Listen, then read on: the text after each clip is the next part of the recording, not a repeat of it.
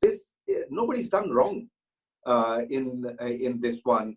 There is productivity loss, but till now the wealth erosion or wealth destruction, unlike what had happened in 2008 and 9 when banks went under.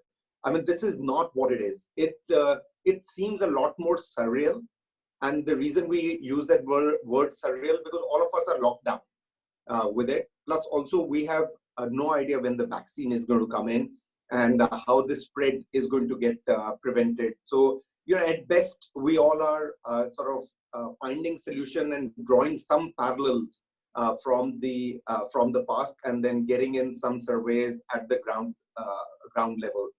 Shobhit, who heads our capital markets business, is going to talk about funding. Dhaval had requested that if we can focus on funding. And Prashant, who will be on the screen, he heads our research. He's been an author of the report that we published last week. I'm going to cover 3 sections, very briefly, offices and retail, and then more elaborately on the residential, following which Shobhit is going to take on the funding part, where we are going to be able to get in the funding. So on the offices, I'll divide into 2 parts. One is the supply and one is the demand in that. On the supply, we have we were going to deliver 47 million square feet in 2020 calendar year. We believe out of that 15% is going to get knocked off because there will be delay in construction. This delay in construction is largely going to be because the supply chain is going to get disrupted, labor is not going to be there, a lot of engineers that were coming in from China, etc., will not come in. So 15% delay in completion, that will bring down the total construction that will be delivered from 47 million square feet to 40 million square feet. That is about 4 crore square feet. If this continues for a little longer, then it can get down by 30%. And hence 33 million square feet from 47 million square feet. The supply can come to 33 million square feet. I think what is very important is the demand. And, this is where we will draw the parallels from 2009. As I said, that we used to run JLL. So, we have the data available. It is going to be a similar impact on this occasion as well. In 2007, India used to lease about 35 million square feet. Immediately after the global financial crisis, it had a severe impact and we came down to 21 million square feet. I kept on resisting in JLL that, we were not going to get impacted. We were decoupled. We were not joined at the hip with the US. We were insulated from the US. Little did I realize that each year, American corporates had taken more space on lease in India than Indian corporates. If the American economy suffered, it had a big time impact on the office market in India. And I think is this time, the way it is looking like that the American corporations will go through pain, and hence, they stop expansion. They start to reduce the size of the space that they take. They start to renegotiate the rent downwards. Many of them are out of the lock-in period, and hence they are free to exit that space. Many of them just give up space because they are not expanding in the US, and hence they don't really need that space. So this year we were projecting the demand to be 42 million square feet. We think is that the base case is a 17% drop in the demand, which will bring it down to 35 million square feet. And the downside case is a 34% drop in the demand, which will bring it really to 28 million square feet. Mind you, if you draw parallel from 2007 to 9, we were coming in from 35 million square feet to 21 million square feet. And, we are saying that the downside is 34% from 42 million square feet, which can bring it down as low as 28 million square feet on the offices. This is based on 5 largest developers that we had connected, who are office developers, which also includes private equity, who owns much of the space, and the 5 largest corporates in India, the foreign corporates, asking them that what their demand was going to be over the next 12 months and how do they see that position. So one sector that we had thought may have got insulated on the office will get impacted, certainly if the US economy continues to remain the way it is. The second one I'll quickly cover is the retail. I mean, it has been badly hit, just like the hotels. They were the first one to close as malls. They're perhaps going to be the last one to open. Within the malls, the theaters have been badly impacted. We also think is even if the mall was to open, theater would not open quickly. And this is, again, from the survey, speaking with the multiplexes. And they're saying is that we don't think, they also don't think restaurants will get opened up that quickly, even if the lockdown was to really open up. On Monday, I was on a webinar, and I was representing the developers with the Retailers Association of India. So this is the top 1,100 retailers who have an association called as RAI, Retailer Association of India. And in that, I was just explaining it to them that, you can't just continue to ask the developers for rent-free beyond the lockdown period. Lockdown, I know everybody will have to find a solution and perhaps give, rent-free during that period of time. Retailers were asking that after the lockdown period also for 2 to 3 quarters, we're just not going to be able to do it. And the chairman, many of you will know, is Nagesh, ex-Shoppers Stop. He got a little harsh, and he said, Anuj, do you realize 30% of the retailers may not actually survive this onslaught? And that is where we are coming in. If you want the malls to go empty, that's okay. If you think is that you want your partner to perish and you don't want to help us in the rentals post the lockdown period, we're telling you is about 30% of the retailers are so thinly capitalized at this moment in time that they would just not be able to go through it. And I asked a question to him, and I said, Nagesh, is it just about the rent that these guys are not able to sustain it for 6 to 9 months? He said, no, it is that the merchandising, the fashion merchandising is kept in the malls. 60% of their cost is that fashion merchandising. By the time the malls would open up, the fashion would have gone, it would have changed. That merchandise is of zero value now. As a result of which, they would have no ability to be able to take over those losses, and many of these will go down. In fact, on the F&B, the guy who was there, he said is that in his opinion, 78% of the F&B guys may not survive the next 12 months if restaurants weren't to be open early in that.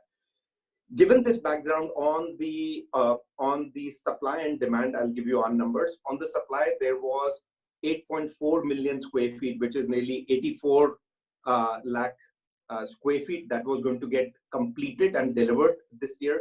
We think is, unlike the office, on the malls, they were a little bit further down on completion, and hence the impact will be 30%, which will get delayed to next year.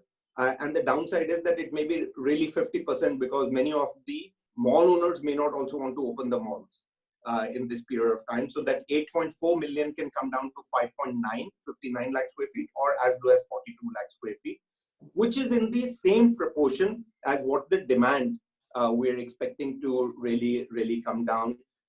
In a base case, 30%. So the demand was going to be 6.2 million square feet this year, 2020. 30% of it, which would have been 4.3 million square feet. And the worst case is that 50% of the demand goes away, which is really 3.1 million square feet. So net, you look at it, that the activity would have gone down, but net, it is really still matching the demand and the supply. The trouble is going to be with the existing mall owners, that how do they, over the next 2-3 quarters, make sure that their partners remain strong, and yet they're able to continue to service their LRDs, because many of these retailers may not be able to give pure rent. They may give a percentage of revenue, but that will significantly drop in comparison to the rental. The third and the longest part that we're going to discuss is really on the housing. What we requested as soon as COVID-19 hit, we have 2,000 sort of paid employees on the sales part. And, Prashant utilized these 2,000 sales guys, and he requested that they go and speak with, on the phone, with their 10 top potential customers who are going to buy in the next 2 months the apartments through these. So, this, what we are now going to give you an analysis is also from 20,000 likely home buyers that we thought that over the next 60 days we're going to buy the projects. When they did the survey, it ranged from 2 parts. One was they use a lot of galis, a lot of foul language to the guy, that how dare you even call me up in this period of time. And second, very interestingly and very positively, was that they were saying is, look, my parents have been saying that I should be investing into real estate. I have been, playing on the stock market. The stock market has taken a big beating. In these hard times, I wish I had a hard asset with me and not just paper money. They also felt that the EMIs will continue, the interest rates will continue to go down, and that will become an attractive proposition. And also, what our GCC office, the Middle Eastern office, came back is that the devaluation of the rupee and insecurity that is happening largely in the US and the UK is propagating a lot of leads coming in. The transactions haven't happened, but it's just become 10, 12, 15% cheaper for these guys staying overseas at the same price, because the rupee has devalued, and suddenly there is that much more excitement for them to be able to look at property in India. Plus also their base country is going through some turmoil, and they feel is that that will have a larger impact on the economy of that country, versus they still feel is and more confident that India will be able to brace through this environment. So in terms of the numbers I'm going to give, and then I'll give you a little bit of color going forward, what is going to happen. In terms of the numbers, and this is the top 8 cities, numbers, in 2019, there were the launches in number of units were 236,000 units that had been launched in the top 8 cities. We think is that the launches in a base case scenario will come down by 25%. So it will come down to 1,77,500. If this lockdown extends for longer, then it can be 30% impact, which will be 1,65,000. Anuj, sorry, there has been some thing that your voice is a little, you need to little bit increase the voice, so if you can do that. Okay. Is it better? I'm just going to come closer to the screen. Yeah, should be better. I think some of them were not able to hear you well, so that's the whole thing. Sorry, my apologies. No problem. So maybe, Anuj, if you can repeat some of the points, because we couldn't get you. This is Nayan here. I just able to join in. Okay. Nayan, were you able to, so should I start from the residential? I think so. Yes, so. Yes, so. And a voice still little better if you can have the phone little closer to you, Okay, I may just wear the headphones then. It may just, yeah, that's better. That's better, Anuj. Easier. Yeah.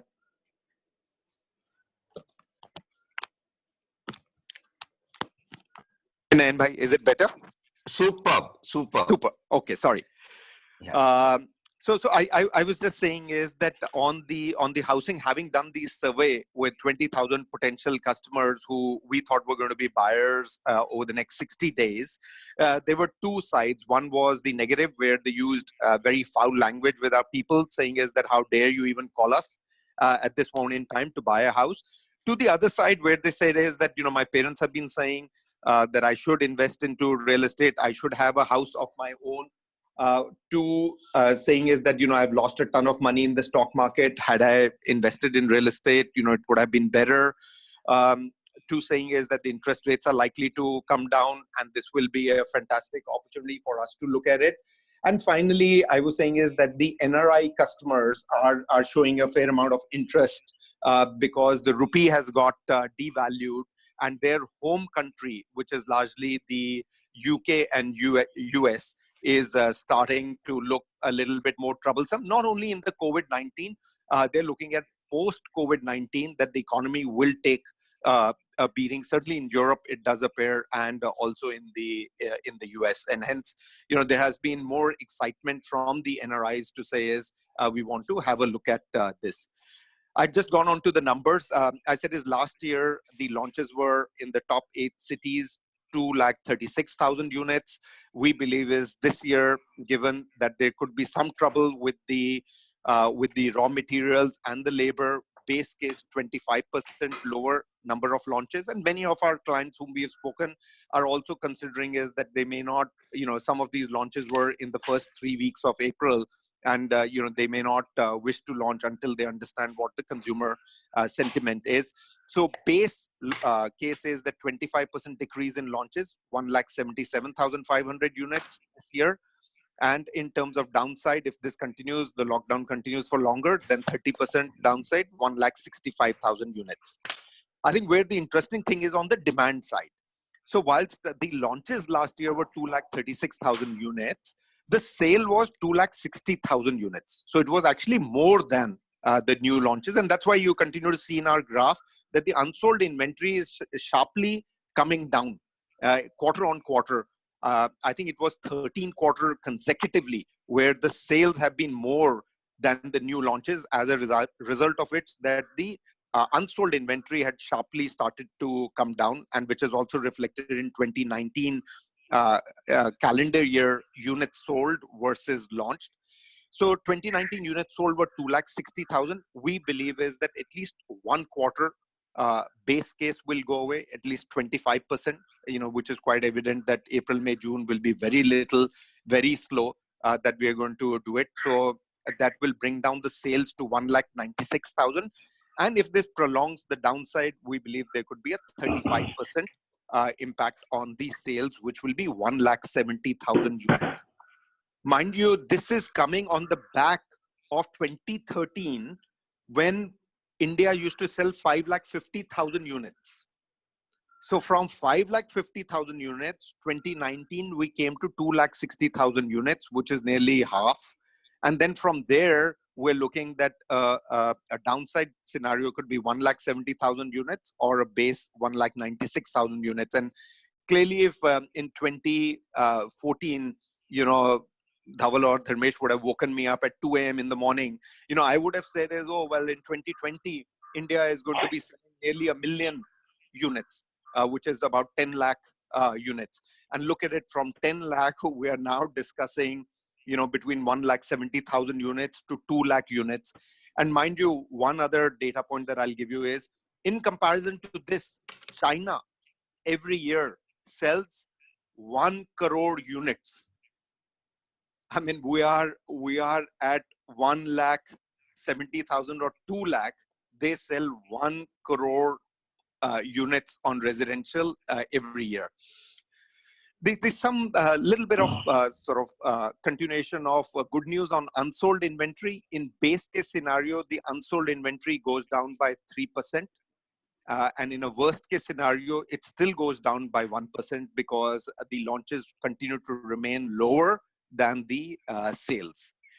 So now going forward, Dhaval had requested if I can cover very quickly 2 or 3 points. And then I'm going to hand over to Shobhit to talk about the financial side. So I do see consolidation. I mean, all of my friends here, I would not lie saying is that consolidation is not going to happen. Consolidation will happen. If anything, it'll just hasten that consolidation at this moment in time. Many weak players will cease to exist. And in my opinion, how do I define weak players? Really on 2 parameters. One, those who are not going to be able to do sales because of various reasons, they're not being able to push through their agenda on sales. And second is who are very highly levered or don't have sufficient cash to go through it. When I look at our own organization, what is the topmost at my on the top of my mind is to make sure that there is enough cash to be able to meet up all the commitments. Again, I say is this is different to 2009 because in this one, it is only productivity loss that has happened. If we have the energy to take over the stress over the next 2 or 3 quarters, I think we're still okay because world hasn't done anything wrong. It is not that we've done anything wrong, or India has done anything wrong, or real estate has done anything wrong. In 2009, there was a lot that had been done wrong. This is a pure productivity crisis. And if you have the cash, if you're not as levered, if you are able to push through the agenda on the sales, I think it is good. Last 3 points that I'll cover is one, Dhaval had asked me about land. Should we go out and do joint ventures, joint development, DM, acquisition? I was only going to answer in one sentence. There are no prizes for jumping in early. Sometimes there are prizes for jumping in early. I think on this one, there are not going to be any prizes for jumping in early. The other point that I do want to cover is a little bit on the FDI, and Shobhit is going to cover more of it. But interestingly, our survey, when we did with these private equity, 3 things that they are saying for India. One, they are saying is that in our home country, back home, whether it is Canada or the US, the assets have become more attractive in pricing and will continue to become more attractive. So some of this money that we were investing in India will find its way back home, because suddenly the assets will become more economical, more cheaper, more attractive. Second, very interesting, what they gave in this survey was that just like all of us on the screen, they're saying we're badly hit as well in our base country. So, one of them said is that he's got 3 hotels in Vegas, and all 3 hotels are shut. And they yet need to service the banks, they yet need to pay the electricity bill, they yet need to have the skeleton staff to pay their costs. So they're saying we need the money to recapitalize our own assets as well, because we've been impacted adversely. The third one that they're saying is that usually these funds have limited partners, because these funds are, they also collect money from others. And usually they collect money from sovereign, which are like government funds that they collect with. They're saying is many of the government funds are saying is that all that money that you've not spent, can you please give it back to us? It's our request. Can you please give it back to us?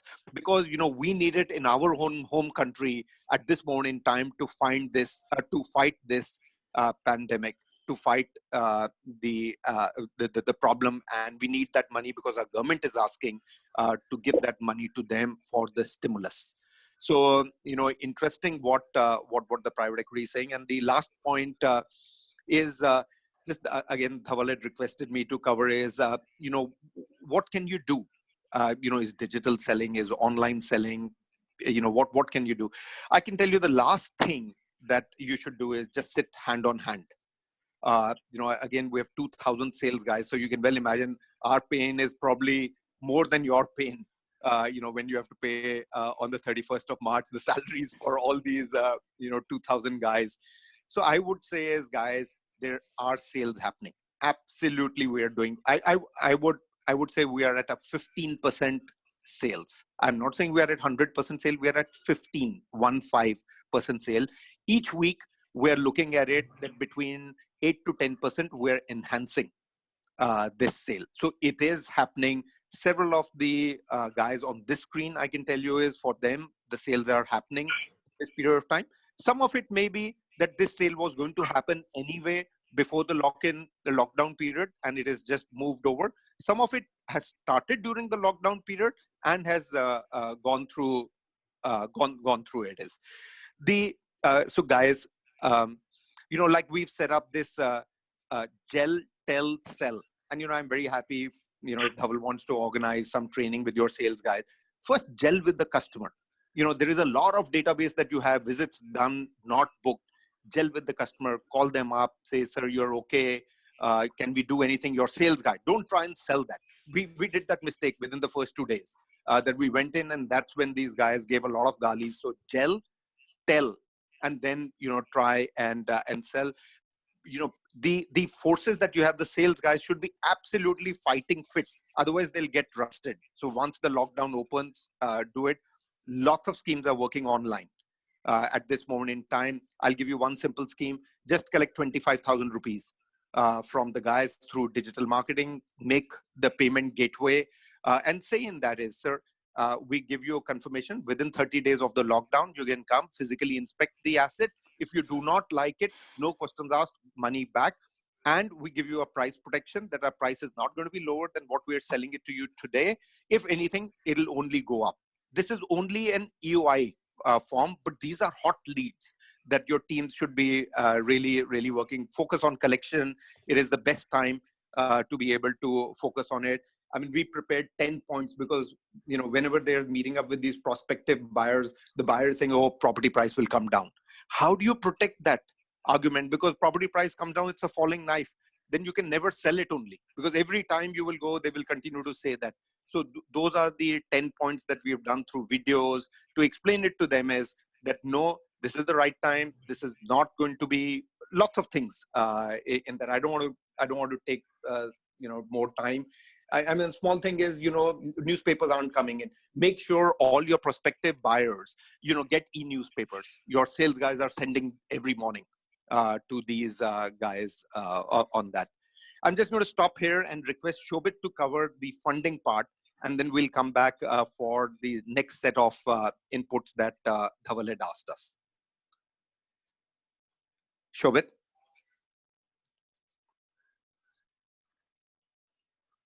Dhaval, is Shobhit online? Hi, can everybody hear me? Yeah, now we can. Yeah, Shobhit, super. Yeah, welcome, Shobhit. Thank you. Good afternoon, and hope everybody is safe and healthy. You know, I know Anuj has spoken a lot, so I'll try and be brief. I think he touched upon, and you know, Dhaval had mentioned that he did want to cover developer funding and what's happening in the finance market. I'll try and be brief, and then we'll sort of take more questions. Anuj had mentioned about FDI, which I'll cover subsequently, but let me first give you what's going on domestically. You know, our total exposure is about the total CRE exposure of all banks and NBFCs and HFCs combined to Indian real estate is $93 billion, which is roughly 7 lakh crores. Odd. It combines everybody, all lenders put together, right? Of this, roughly 25 to 30 billion, that's 2 lakh crores, was LRD, which is largely with public sector and private sector banks, such as SBI, SDFC, Standard Chartered, LIC. And this was considered a safe product. There were no delinquencies in this product. This was working extremely well till we hit this milestone, which of course nobody could foresee, right? Within that now, I think there is a situation that's developed already on the retail side, because retail stopped even before lockdown. So now it's been 1 month since retail centers, all shopping centers have been shut down. And it's unlikely that we don't know when they're going to come back. And if they come back, will they come back with 100% occupancy, 50% occupancy? How much rent is going to come? So I think that section will require a revisit by the banks. They're looking at it very closely.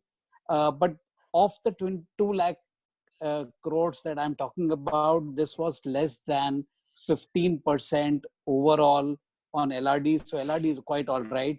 Anuj also mentioned that, you know, offices may start to look at downsizing or resizing, but that's not an immediate problem. Rents are being honored. So March went okay. So there's not much of an issue. Going forward, we think on offices side, while doing LRDs, banks will not consider any escalation in rents.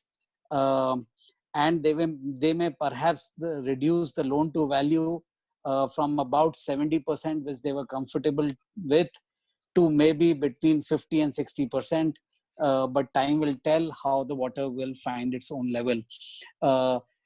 I'll focus on residential, which is the large part. It's 80% of all the borrowings, is 80% of the physical market. I think that's a big one, and how the credit is going to change.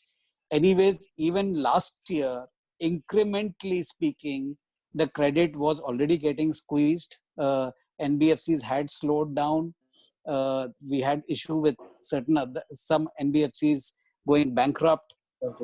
that had dented the whole credit cycle. Uh, that had dented the credit cycle.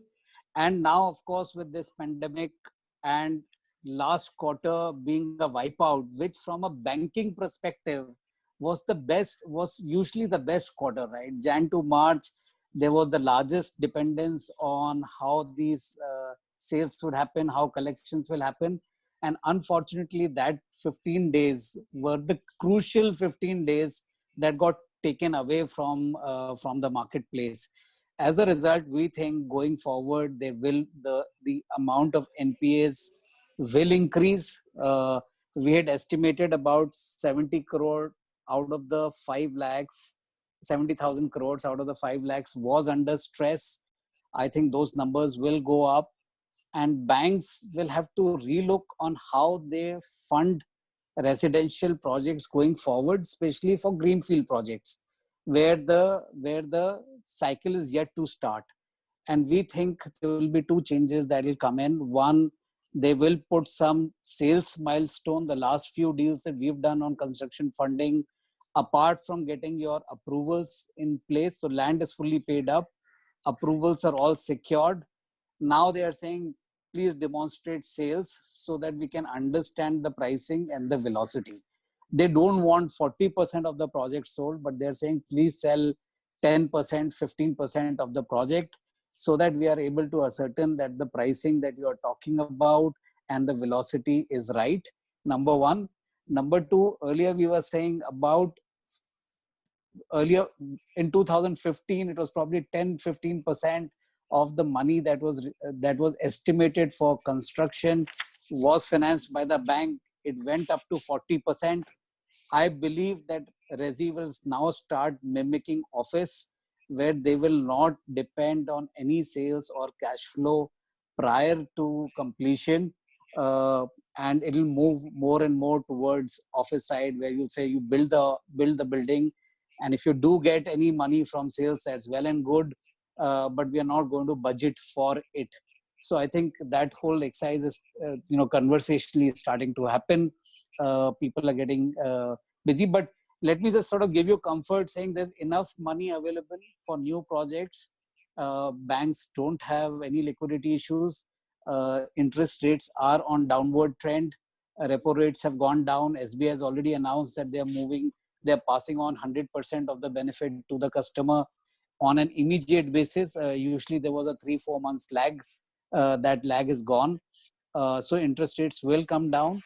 Now, let's talk about projects that are stuck for a variety of reasons, whether they got stuck because of approvals or sales not being enough, or financial closure not being there, or financial closure being there, but you didn't get to draw the money and you're required to refinance all of this.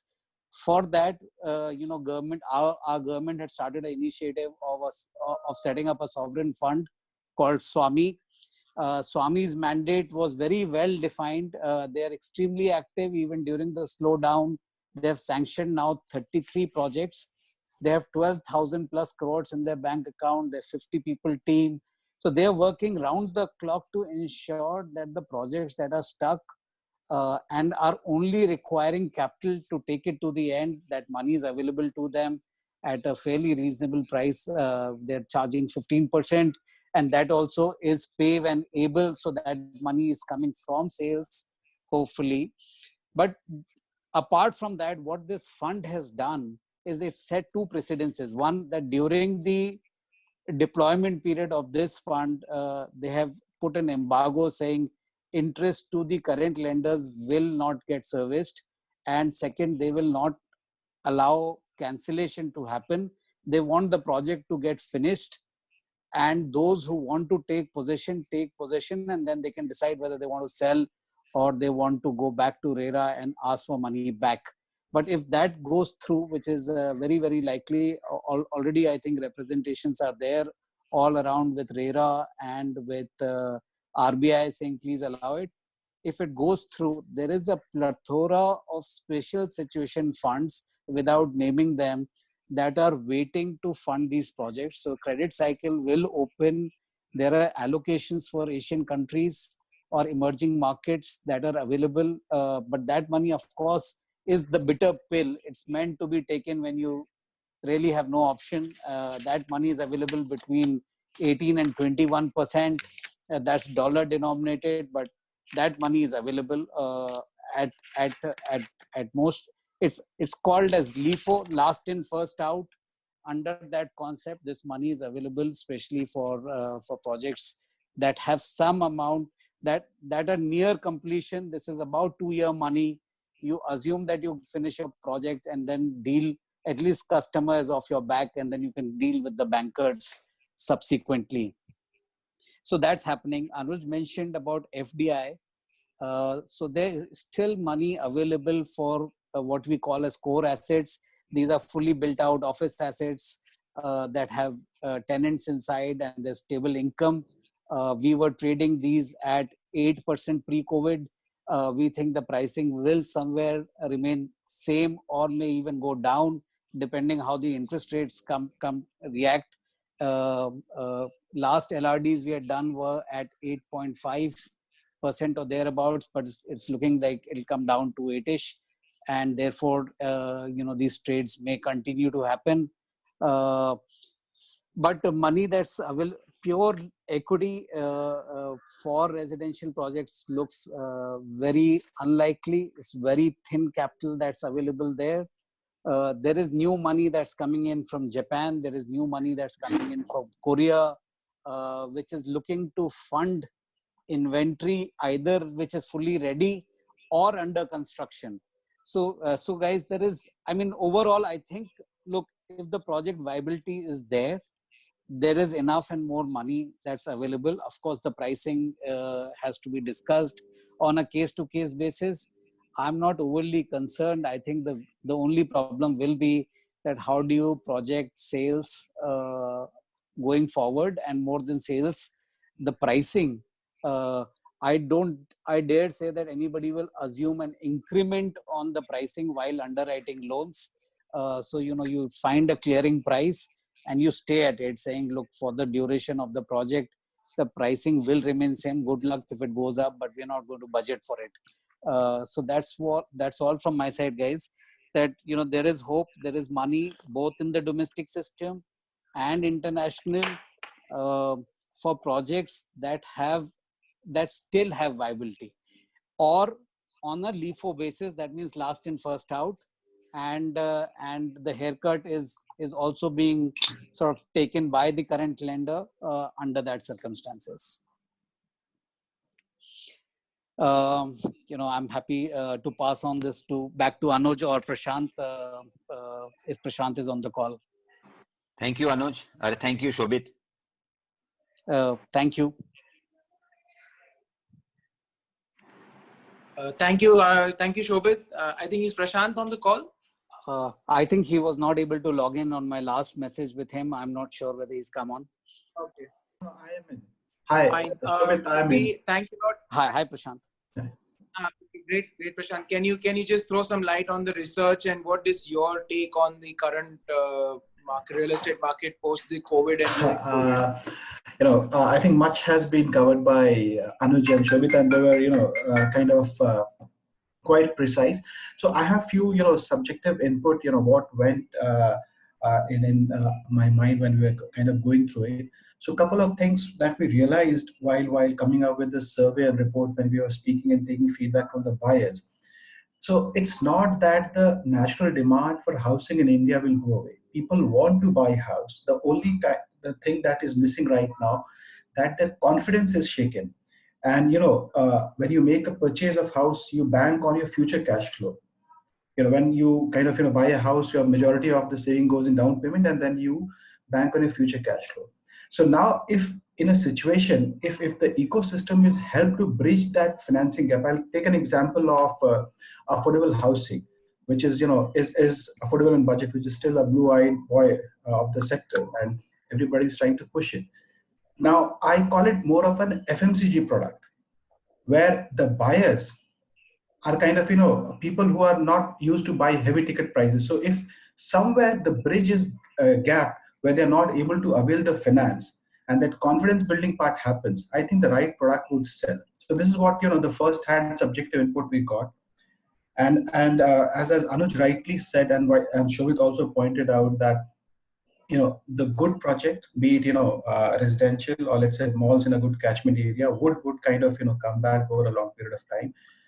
But this is a time where, the value chain needs to be relooked at it and keeping the consumer at the center of it, which was, kind of ignored by the sector. This is, I wanted to add, and, I'd be happy to take any pointed questions.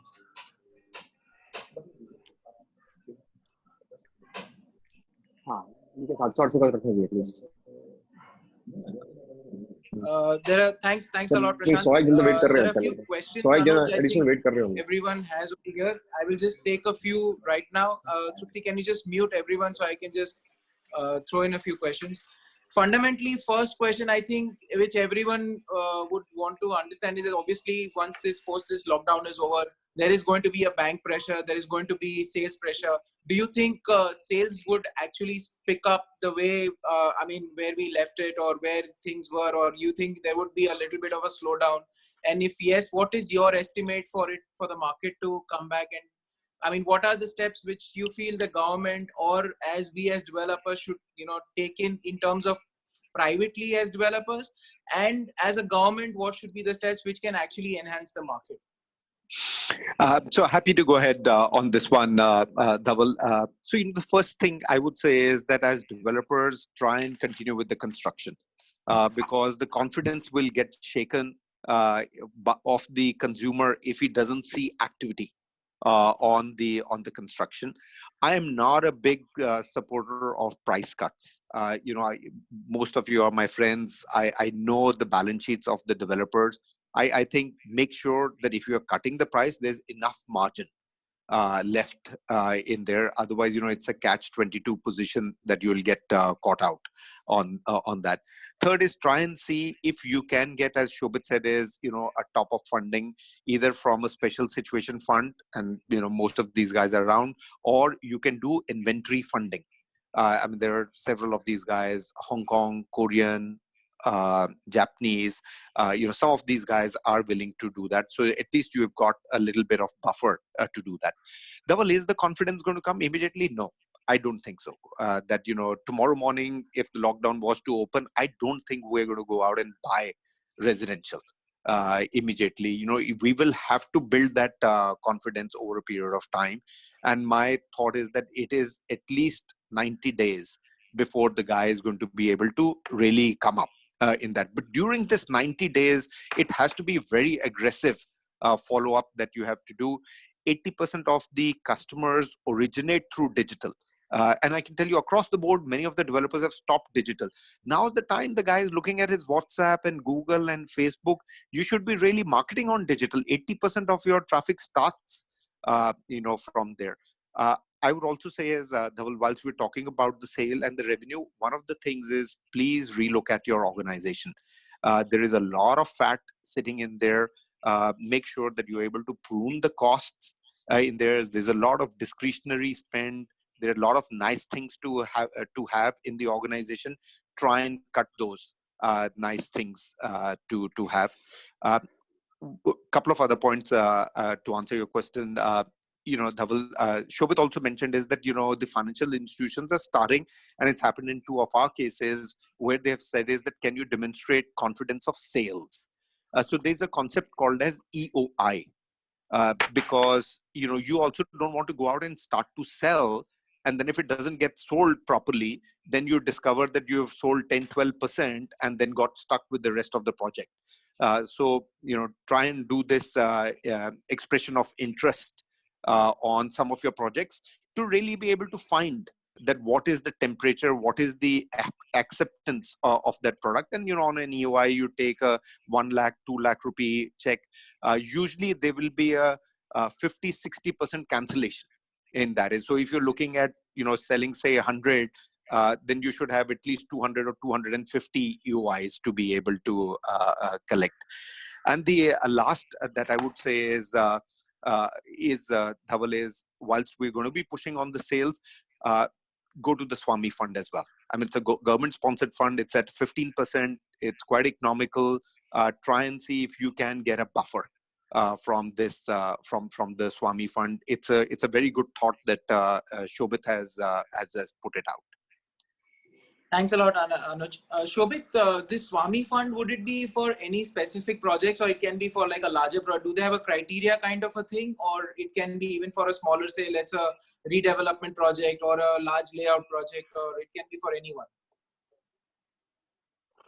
And before, I think, Shobhit, if you take, there's one more, like a lot of developers asking, there has been a thing that, funds are going to be, as you also said, the funds are going to be available in abundance, and, money is going to be available, but the biggest factor is going to be cost. So as we all are now talking that the cost needs to be reduced, cost needs to come down, do you think the funding cost would also be coming down, or because if that stays at a higher level, say 15, 18 or 21%, I think then we are just limiting then the purpose is not getting served because the margins are diminishing day by day. Can you just throw some light on that? Trupti, you need to. So very interesting question, very pertinent as well. But let me try and answer it. The easy one is what's happening. What's the mandate of Swami Fund? So Swami Fund's mandate is essentially very customer focused. So they're not really saying, look, I want to help a developer, but their own focus is to say, I want to help the customer who's stuck on a project where he's invested money, but the project has stopped. So they are willing to fund from 5 crores to 500 crores on a single project. They have some criteria saying in Bombay, the apartments should be selling at below 2 crores. Every other city, it should be 1.5 crores and below, right? The project should have net worth positive, balance sheet, saying that the total cost to go versus total receivables, there's a positive delta. It cannot be negative, right? So they have a very set format. They're very, very open. They can, like I said, they can invest from Dehradun to Timbuktu. Really, they don't have any city criteria saying they have to help top 7 cities or top 8 cities, right? And they can go as low as 5 crores. Second, on cost, I think, obviously there's it's not about developer fund financing. I think overall the finance cost of banks is going down because the repo rate is being reduced. There's a 75 bips positive spread, which SBI has already passed on. Other banks are passing it on. So for new projects, I definitely think that greenfield projects, I think pricing will become much more reasonable. LRD, I have already told you, is on a downward pressure on LRD interest rates. On special situation, I doubt, or I dare say that any money is available that's below 15. I think Swami Fund is the most efficient at 15%. But if you're looking at dollar money, it's not going to come down in a hurry because you are competing in a global marketplace where Anuj mentioned that if US is starting to reprice itself, then India has to compete. And then there is also the hedging cost that comes in. So when you're saying $15, in effect in India, it means between 20 and 21%. Unfortunately, that's our currency issue. It's a broader issue. It's not a developer issue. I don't think dollar money will come below that in any case.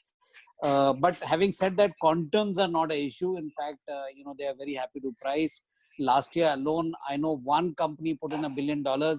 I know there are at least 7, 8 of them. So money is available. So that's the good news.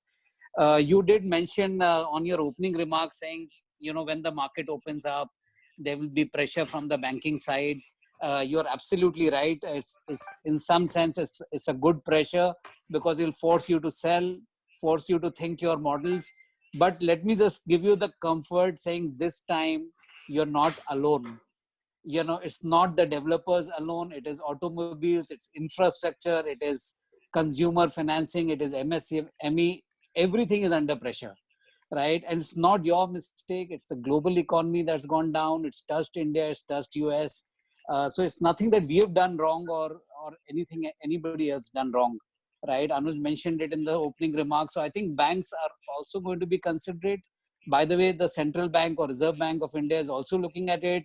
I think several representations have gone to say increase the morat period from 3 months to 12 months. Please allow NBFCs to restructure. the restructuring concept came in 2008 when Lehman happened. It was not even our creation. And at that point, the then governor allowed restructuring of CRE to banks. They have recently reinforced it again, but they have not allowed NBFCs to restructure. So I think because NBFCs are today 2/3 participants of developer financing, they should also be allowed to restructure loans. If that happens, that pressure will automatically ease. Nobody wants to declare you NPA. That's not in their interest as well. So guys, I think when the market opens, there will be a lot of newness. Hopefully banks will listen. Hopefully RBI will listen. Maybe they do it in the second stimulus. Whatever we've been hearing of the government, I think the government focus is first medical emergency, then food and essential services, and then economy. They're not saying that we are not going to help the economy. They are going to do it, but in that preference, right? So I'm assuming over a period of next 3-4 weeks, there will be several other packages that will be announced. They are obviously going from the bottom of the economy, saying we want to help the poorest of the poor, and then move up that ladder. I'm sure our turn will come, and therefore, guys, this time I'm really hopeful that our government has done all the right things, and hopefully they will give us a breather in some form or the other. There are several representations. I'm sure you guys are all close to the government and talking. If I can just add one thing, Dhaval, just a quick one. Shobhit mentioned in one of the last week's webinars, he said is guys, on the real estate, you guys continue to hammer us. And this is all the foreign, funds who invest in real estate and others.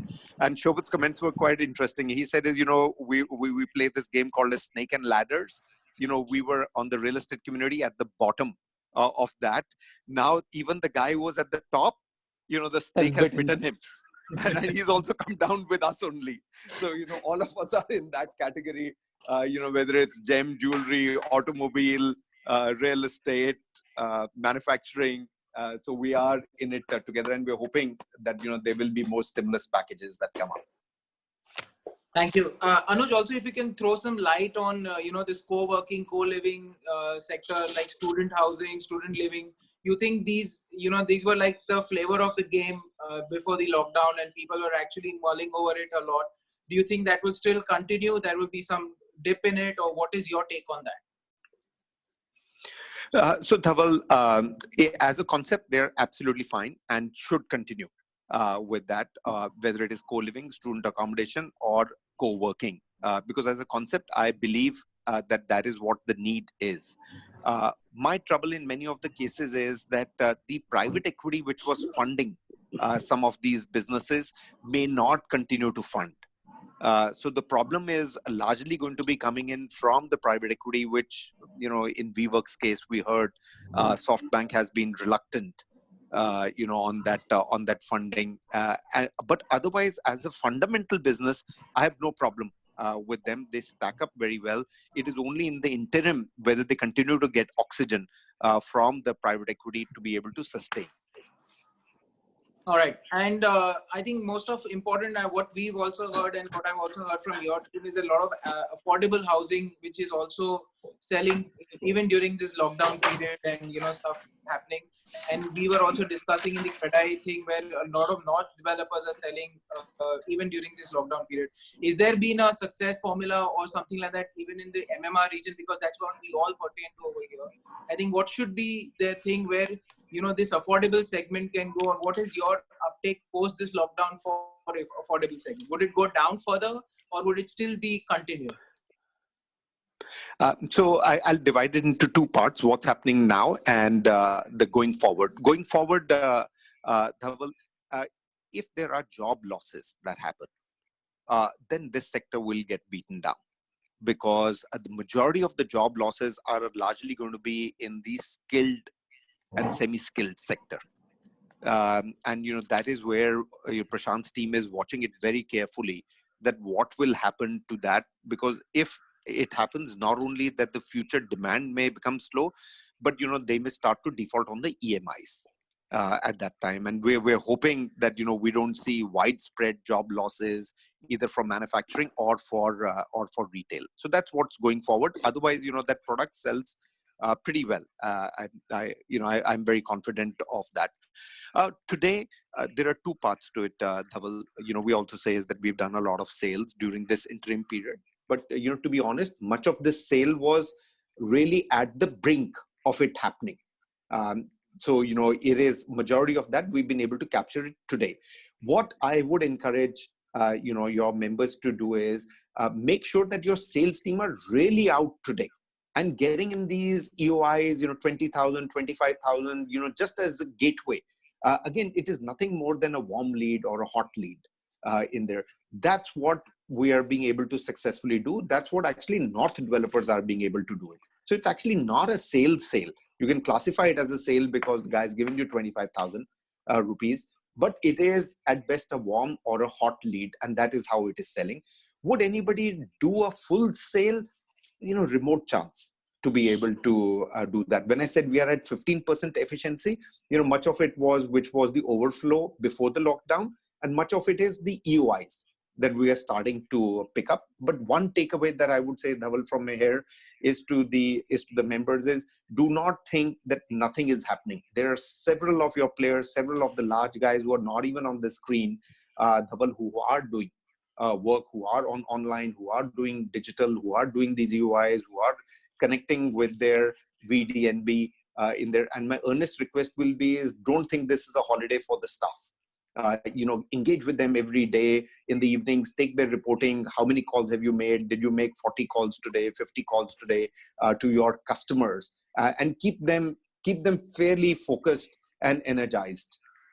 So as you said that, consider this as an EOI and take a 25,000, but I think there is some mismatch with RERA, because some of the members just asked that in RERA, EOIs are not permitted, or, how do we actually, we don't want to fall from one trap to the other, that we take the EOI and then somewhere down the line, maybe 1 month down the line, there is a RERA, which is, back on our head and saying that you are not permitted because you don't have the, whatever, IOD/CC permission. Then you should not do it. Dhaval, you should not do it. Absolutely. It needs to have IOD/CC. It needs to have RERA. If it is not compliant, RERA compliant, then Dhaval, I'm not trying to do this, sort of below the law and saying is that, we will subvent the RERA Act. Not at all. It has to have, because you will go out. RERA will come to know about it in that. So don't try and do where IOD/CC is not there and you're not RERA registered, because RERA authorities will come to know that you have done this. Yeah. Yeah, sure. I was saying the project has to be RERA registered. Otherwise, so it is after RERA registration, but before construction starts and construction funding is drawn, because in many cases, banks are not now are at a point where they're not able to estimate what pricing sales will happen, what velocity sales will happen. So that is why this is required. The EOI concept is coming in from there. All right. Okay. Also, I think a lot of questions which have, people in the mind where everyone, because this is pertaining to Mumbai and MMR, fundamentally, Anuj, there has been, talks which is coming around from yesterday that there is going to be a large stimulus package which is coming from the government in the next 24 hours or 48 hours. We don't know. That's what being heard in the news. Do you think any specific on real estate would be there? And would there be, just being a little more favorism to Mumbai, do you think there would be something related better for, cities like Mumbai or capital cities or something like that? So I'll divide it into two parts. Dhaval, is Shobhit said the right thing is, the government has been pretty much focused and has done well. And, people like us are also engaged at levels with the, various regulators and authorities and giving our inputs as well. And, they're definitely seeking this as positive. I'm not an economist, but I'll try and say sort of in 1 or 2 minutes what my thought is on this. The ability of the government today to breach the fiscal deficit is very high because the oil prices have come down. Their ability to go out and print the money is very high. I think is they will follow that. on this occasion. No opposition is going to be able to say that, why did you not meet the fiscal deficit? The circumstances are like these. Oil is the pricing is in favor for them to be able to go out and print money. The only negative of that is that the dollar continues to appreciate if you print more money. At this moment in time, it doesn't matter to me. I'm not living in America. I'm living in India. You'll have to bring sort of more liquidity into the market. That's first. Second is, I genuinely think is they have understood that real estate is going to get impacted, not only in the lockdown, post the lockdown also. There is going to be an impact. So I'm hoping that, we will see some relaxation, both from the RBI and the finance ministry, finance ministry from simple things, GST. For example, can you bring down the cost lower? From the state governments, can you, bring down the stamp duty or exempt the stamp duty or bring it to very low levels for a period of time? I'm not saying is, for the next 12 months, do that. From the RBI, can you do the moratorium? I mean, as Shobhit rightly said, they've done it in the past in 2009. Why not do it today? So every message that has gone and every dialogue that has happened has been very proactive and very productive and very engaging. So I am with the youngsters that I think the government has the ability today to be able to do it, because oil prices are low. They're not going to be worried about the fiscal deficit, and it is not inflationary at this moment in time because there's no demand only. So they can actually go and print the money. So they have the ability to do that. And on the other hand, real estate, they are aware at various levels that they have connected to say is, we understand that this will get impacted. So we do want to do something. There's a last question from the chat, which I'm just throwing it up across. What do you think should be the 5 things or the 5 topmost things as MCHI, CREDAI, we should be asking the government, or what is the wish list which you feel which really improve the sales in the entire India and specifically Mumbai MMR? Anuj, in that, I'm Nayan here, so I'm sorry, Dhaval, permit me. Anuj, see, we have 5 stakeholders that can give us 5 things. One is the central government, the state government, the corporation, the RBI. So for each of them, from the central government, 5 things, state government, 5 things, corporation, 5 things, and from the RBI, 5 things, or whatever you say are the priority.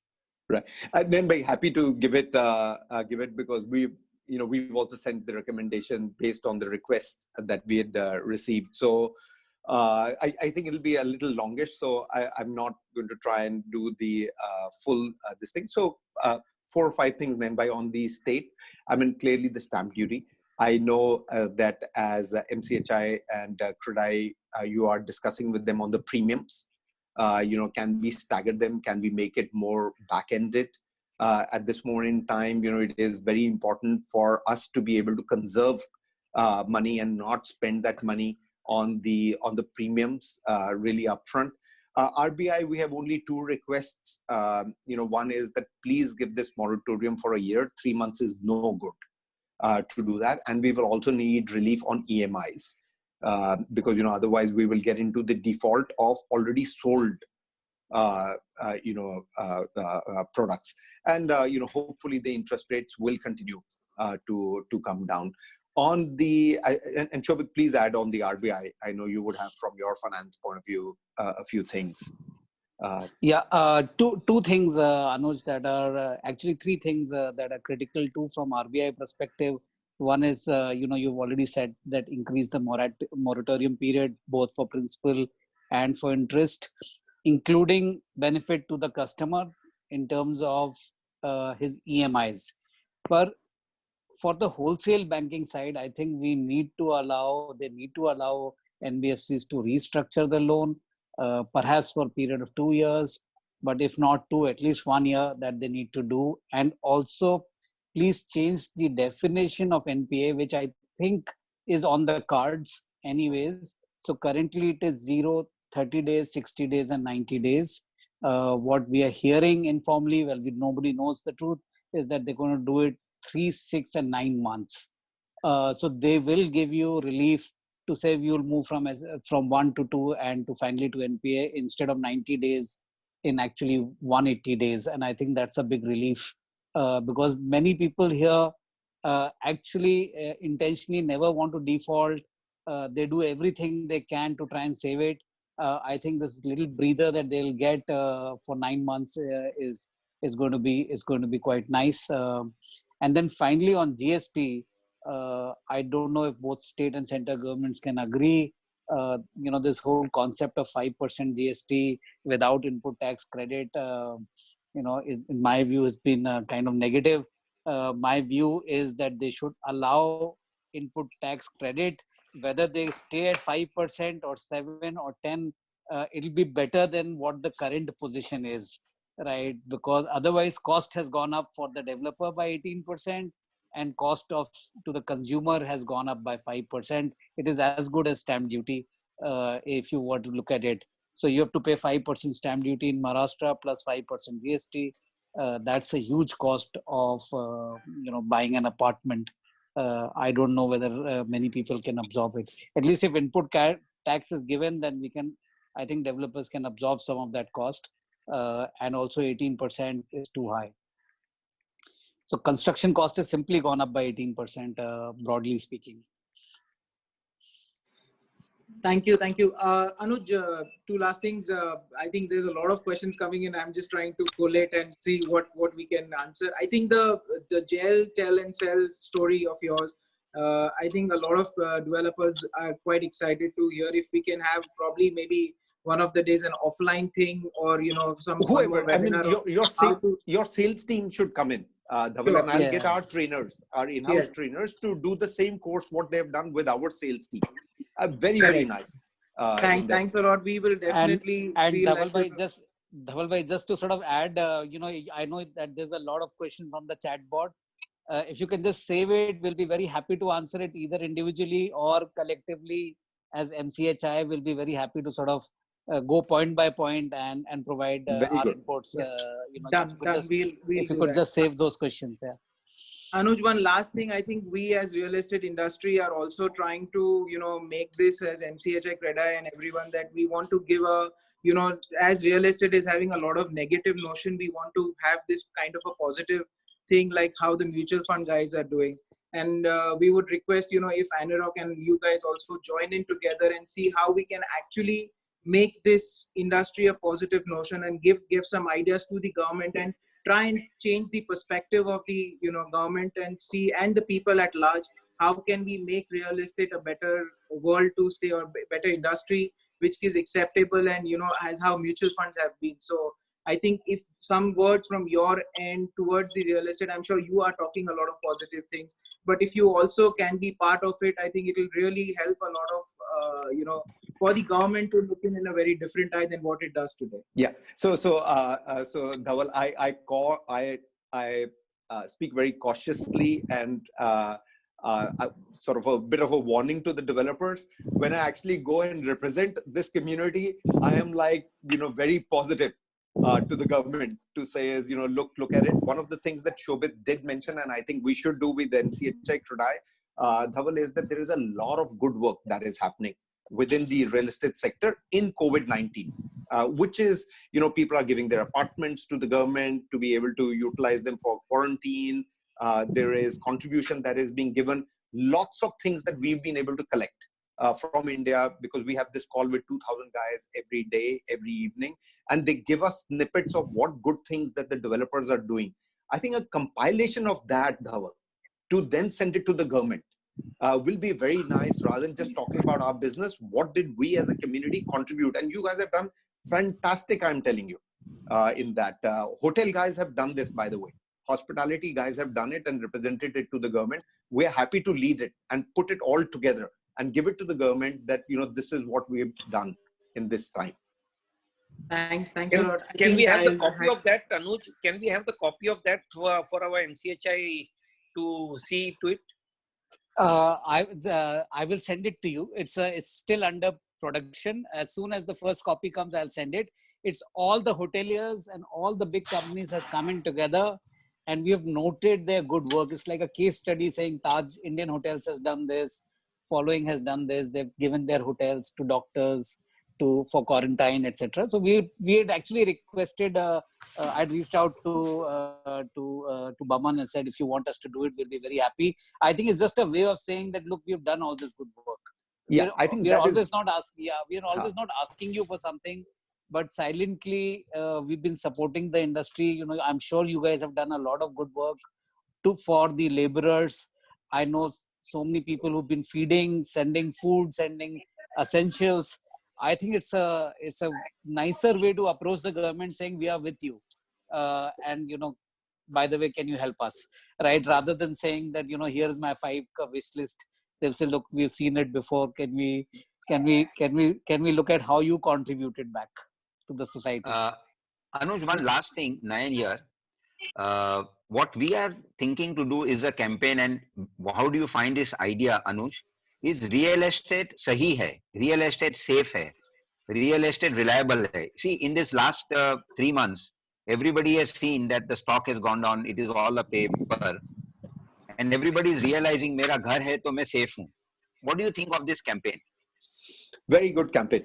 Nayan bhai, very good. And offline, you know, happy to give you inputs. We've also done some campaigns internally to be able to get in the confidence of the home buyer. I don't want to take everybody's time on that one. I'll share those offline. So can I consider that you will be part of the core team, because we are trying to make a cross-functional core team, you know, from different stakeholders. Absolutely. And make very happy. Very great, happy. Great. And we'll also, you know, give the 10 points that we give it to our agent to say, based on these, go out and sell. Right. Because, you know, ultimately, Nayan bhai, these are the guys who are the grassroots guys. They're the ones who are giving us the information. They're the ones who are saying this thing is that my mother, father have been saying is that I should have bought the real estate. I haven't bought it. You know, they are the ones who are giving. We want the common man's voice to come out into this whole thing now. Okay. Perfect. Right. Great. Thank you. Thank you. I think I'll hand over thing to Rajiv Jain. He'll just put in a vote of thanks. Yeah.